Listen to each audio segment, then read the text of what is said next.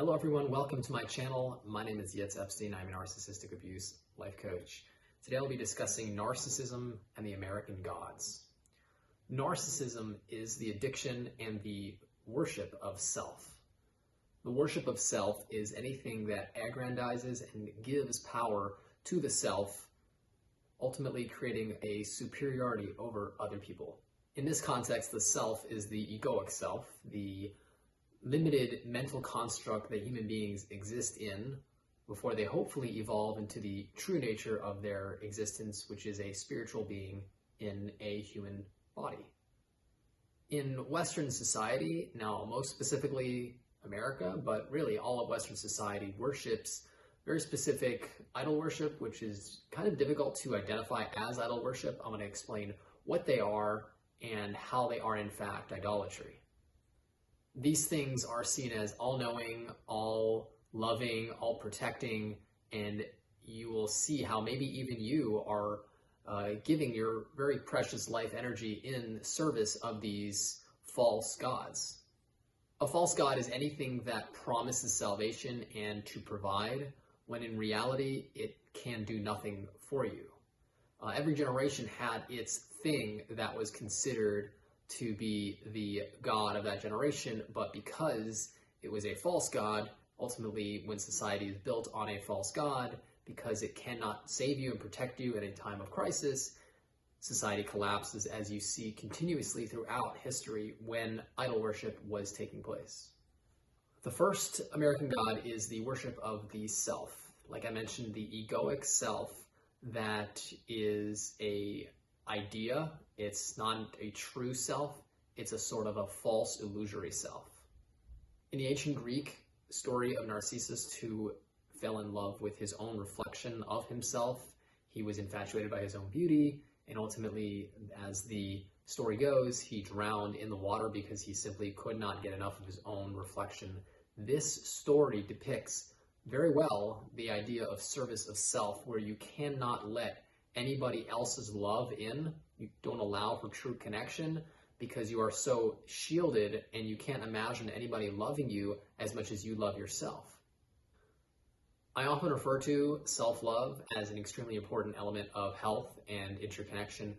The self-love I'm referring to is true self, this love of the soul, of the true individual, as opposed to the love of the false ideas of who we truly are before we truly understand our true nature. The next false god is appearance, whether it's cars, clothing, looks, a person's wealth, a person's house.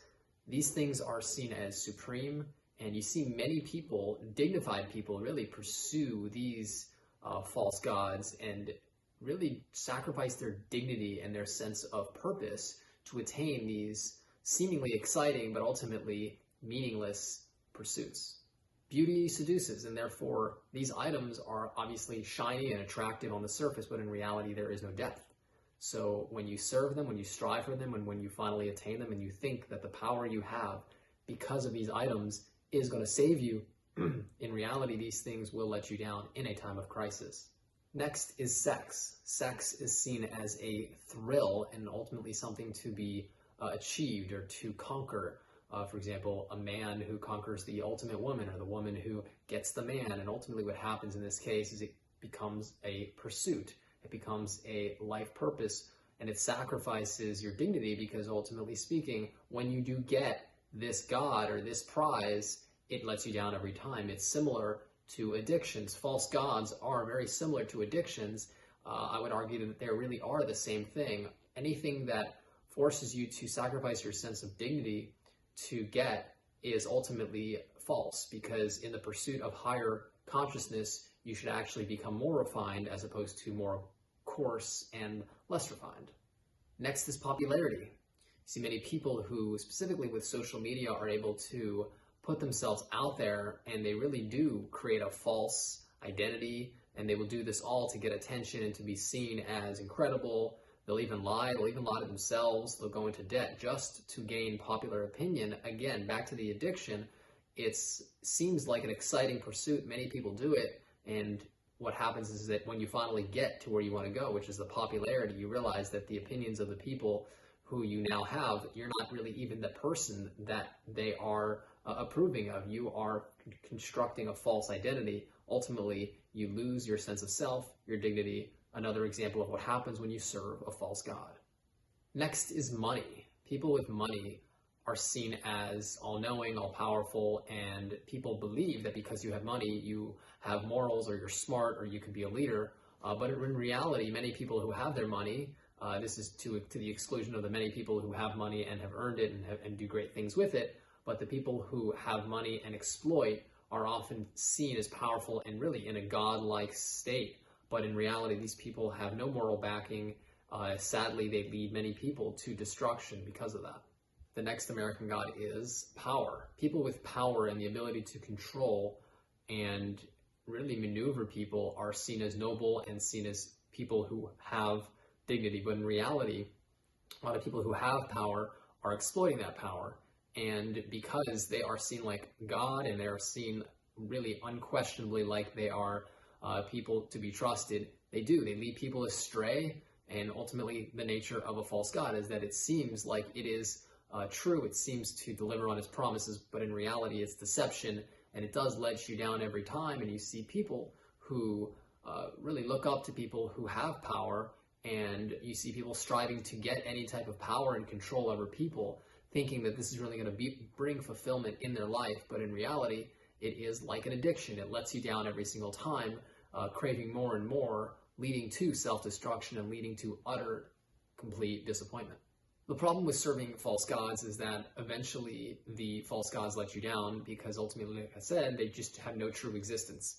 And when you keep investing in these false gods, you lose more and more of yourself, you lose more of your dignity, and you lower your consciousness, you lower your vibrations, because in reality, you are not serving something above you. Service needs to be that which is above you. When you're serving something lower than you, and you're making yourself really humiliating yourself by serving something that really has no true power, then you become less than godly, and you become a less of a moral person, ultimately leading to self-destruction.